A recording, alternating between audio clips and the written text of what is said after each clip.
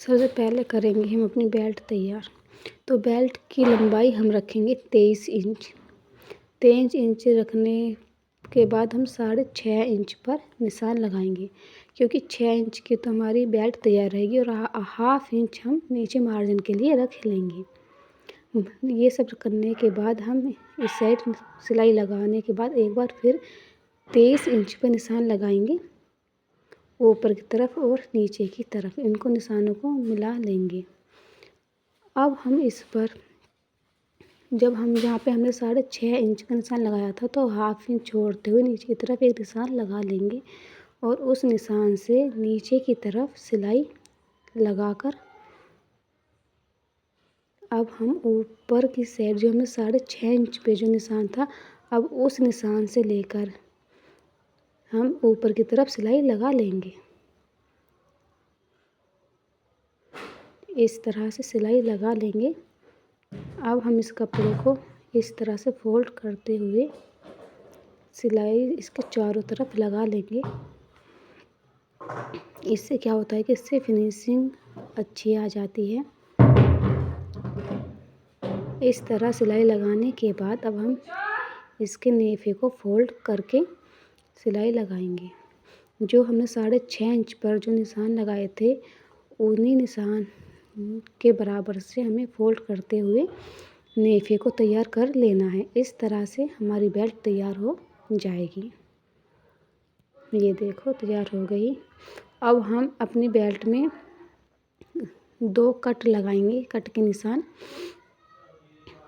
जहाँ से हम बेल्ट डालना शुरू करेंगे वहाँ पे दोनों कोने पे हम कट लगा लेंगे इस तरह से।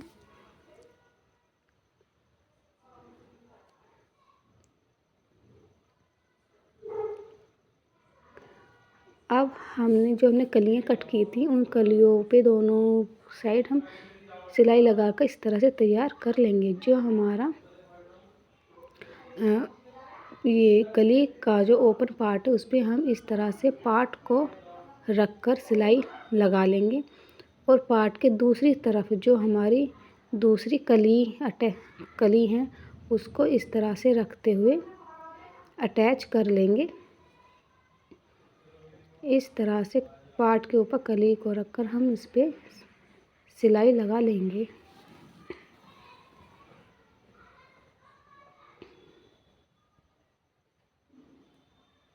जो हमारी 4 कलियां हैं उन कलियों को हम पार्टों के साथ, दोनों पार्टों के साथ अटैच कर लेंगे।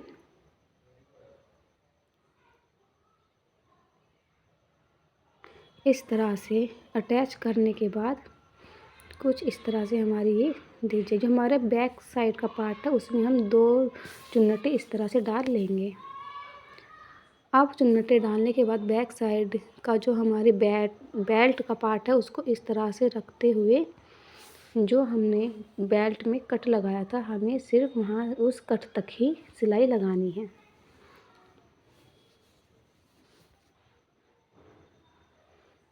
इसी तरह दूसरी साइड भी हम सिलाई लगाएंगे। जहाँ हमने बेल्ट में कट लगाया था वहाँ तक सिलाई लगाते हुए ले जाएंगे।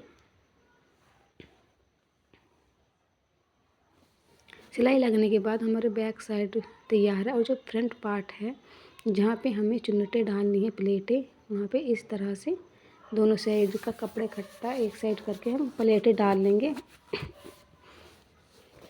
इस तरह से प्लेटें डालते हुए बेल्ट में अटैच कर लेंगे पिन की सहायता से।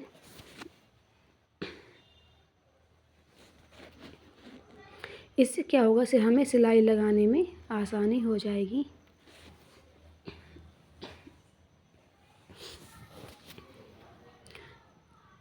जिस तरह से हमने एक साइड की प्लेटें डाली उसी तरह से हम दूसरी साइड की भी प्लेटें इस तरह करके अटैच करते हुए पिन की सहायता से डाल लेंगे। इसके बाद अब हम इन पिन को आसानी से निकालते हुए इन प्लेटों को अच्छे से सेट करते हुए बेल्ट के ऊपर सिलाई लगाएंगे।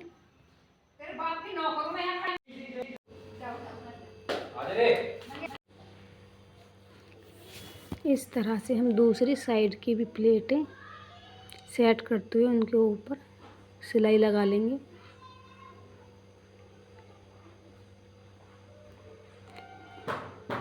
इस तरह में प्लेटें डल के तैयार हैं। अब हम इन प्लेट के ऊपर सिलाई लगाएंगे सीधी तरफ से, जिससे कि हमारे कपड़ा ये निकले नहीं, मजबूत हो जाती है इससे सिलाई, कुछ इस तरह से दिखेगी। अब हम करेंगे मोहरी तैयार। मोहरी को तैयार करने के लिए हमने फोम ली है, जिसकी लंबाई 18 इंच और चौड़ाई 2 इंच है। अब इसको हम कपड़े के ऊपर रख के इसके बराबर ½ इंच छोड़ते हुए कपड़े को कट कर लेंगे और इस तरह से कपड़े के ऊपर सिलाई लगा लेंगे। दोनों मोहरी को तैयार करने के बाद अब हम मोहरी सलवार का पाँवचा लेंगे और इस तरह से रखकर हम इसके ऊपर सिलाई लगा लेंगे।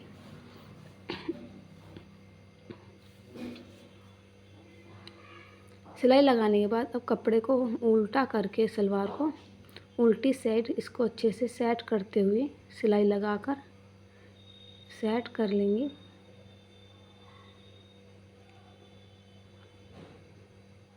मोहरी के नीचे की साइड भी हम सिलाई लगा लेंगे। जैसे कि आपको पता है कि कपड़े में अगर हम डिजाइन डालेंगे तो दिखाई नहीं देगा, इसलिए हम ज़्यादा डिजाइन नहीं डालेंगे इसमें।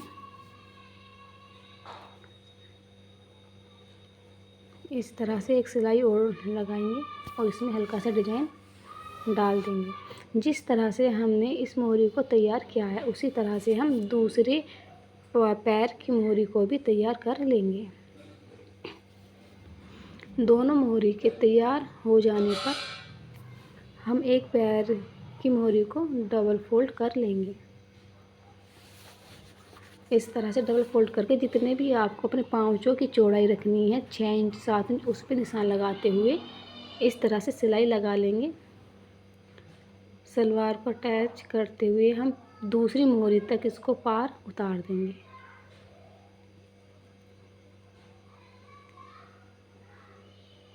इस तरह से हमारी सलवार बनके तैयार। अगर अच्छी लगे तो कमेंट, लाइक, सब्सक्राइब ज़रूर कर देना।